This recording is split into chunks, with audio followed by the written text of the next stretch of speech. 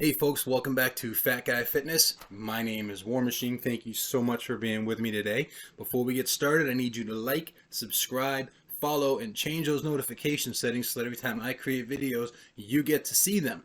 Also, gonna need you to go ahead and head over to Chaotic Squirrel Creations. Here's their logo right here.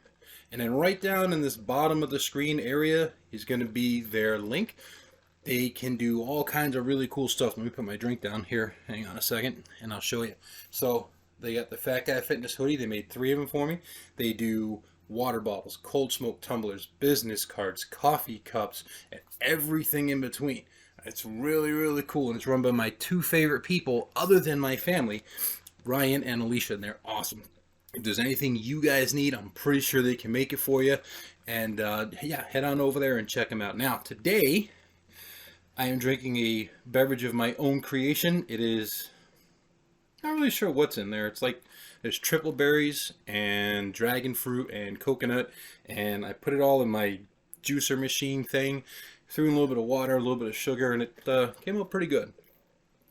It's not the best thing I've ever had, but it's definitely not the worst. I've made some really bad stuff. Anyway, today we're going to be talking about something that I haven't addressed before. Now, I was in the gym the other day, and I was kind of sitting there, nose itch, sorry.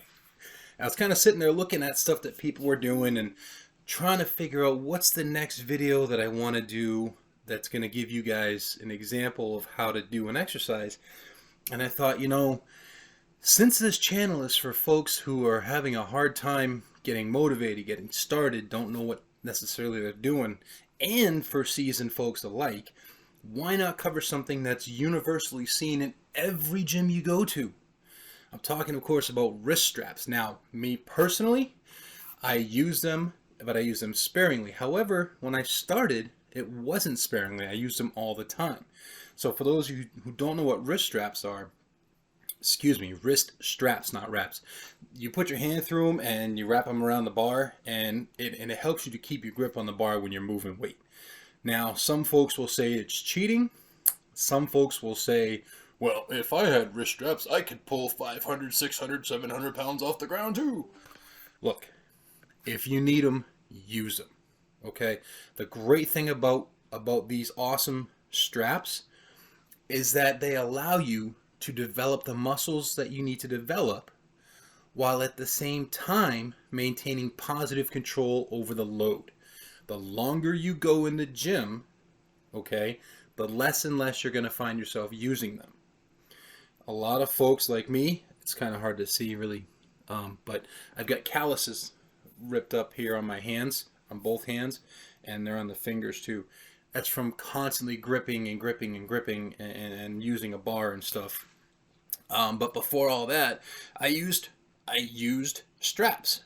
I used gloves. I used anything I could to help me load that muscle and get it going. It's okay to do that. Just make sure you don't become dependent on them. And for those of you who want to do competitions, unless you're doing strongman stuff, and even in some of those, you can't use them. Some you can, some you can't. But basically any powerlifting or ollie lifting, if it's a competition, you're not going to be able to use them. The only things you can put on your wrists that you can use are going to be wrist wraps, not straps. And wraps just basically hold your arm and hand like this so it doesn't do this.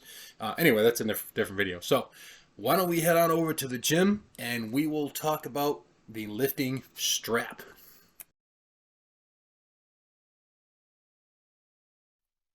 Okay, folks, we are over at the Zoo Gym, which is where I work out when I'm not in the pit. And as you can see on this awesome stool, I've got 2 straps laid out. These are Harbinger straps. You don't have to buy these ones. They're straps in general are not very expensive. These ones have a cushion on the inside for the wrist. You can get them at Walmart. They're super cheap. I think this pair cost me like $8 or $10. So the way these work, you're just going to thread the tail end through the loop end, so you've got this kind of crossing over pattern. So we're going to put this one down and we do the next one. I'm going to do the same thing, tail end through the loop end, just like that. I'm going to pull it right through, and as you can see, just like the one that's on that jump box, they're the same. So now I'm going to pick them up and I'm going to put them on. Now the way I put them on is I'm going to slide my wrist through them so that the tail is pointed towards my thumb, just like that, see? And the loop is kind of inboard. And I'm going to do the same thing on the other one. All right, so I'm going to approach the bar from the back, and I'm going to show you how to wrap the bar with these straps. The first thing I'm going to do is I'm going to grab it with a palms down grip, and I'm going to pull this strap, and I'm going to roll it towards me as many times as I can around the bar, and then I'm going to hold it in place with my other hand. Or, sorry, with the hand that's, well, you see it. Anyway, the other hand, let me move the camera here. The other hand, because I've only got this one hand to work with, I need to rely on the dexterity of my fingers and my wrists and my hand. So I'm going to be able to do it, but it's just going to take a little bit longer. Stay with it. You'll figure it out. It may be a smidge looser, but it shouldn't cause a problem. Now, when I lift this up, some folks are like, what happens if you let it go? Will it stay on you? The answer is no, because of the way it's wound. So I'm going to let it go. Boom, just like that.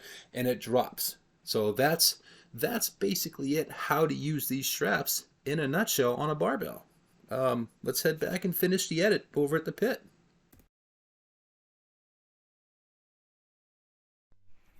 So just like, oh, table shaking. Anyway, just like that, through the power of editing, we're right back down on the pit, and I'm got my tasty, tasty drink. Oh, it's even better when it's cold. That's amazing. Anyway, sorry about that. One thing you want to keep in mind when you're using straps. Anytime you use a strap to wrap a bar, whether it's on a barbell or a dumbbell or a kettlebell or anything else you're grabbing with it, as long as you have that strap wound tightly around that bar and you're holding it with your hands, it will not fall. Shouldn't. Small chance, it might, tiny chance. But it shouldn't fall. Now, when you open it like this, that tightly wound coil is just going to unwind because gravity's going to pull that load down, and your hand is what keeps it tight. Without your hand keeping it tight, it just goes. It's like when it's just like anything else, it unwinds. So keep that in mind. The other thing, you can use these straps for all kind of cool stuff. So folks use them for deadlifting. They use them for dumbbell rows. They use them for kettlebell movement. They use them for barbell rows. I've seen them used, and I've used them myself, for dumbbell press because I like to have it nice and tight in my hand. There's just something about that weight flopping around, and then it just doesn't feel comfortable. So I like to keep it nice and tight. So if I'm using a weight that I haven't used in a while, or it's been a long time since I've done these, I'll grab these straps and I'll frickin' wrap them up and keep that load tight in my hands. Like I said before, do not become dependent. If you become dependent on them, then what happens is you will find yourself at a point where your natural ability to grip them, to grip any load in your hand, becomes significantly reduced because you're using basically your wrist, so your hands stop doing this and you won't develop any calluses. On top of that, your grip strength will go way, way down, and it's gonna, in the long run, seriously affect your workouts. So if you're just starting out, or if you're just getting back into it, or if you're in one of those situations where you're allowed to use them, absolutely go to town, have at it. If you're trying to set a PR, okay, on like a deadlift or something, think twice about it, because a big part of setting a personal record or a personal best is having every aspect of that lift clean. I'm not saying don't use it. I am saying give it some significant consideration before you do. Also, chalk is wonderful. Use chalk with these. It's another tool that's going to help you develop muscle. It's going to help you develop strength. It's going to help you develop confidence. Okay? That's all I got for today. I want you guys to enjoy your workout. Have an awesome, awesome weekend. And I'll talk to you next time. Have a good night.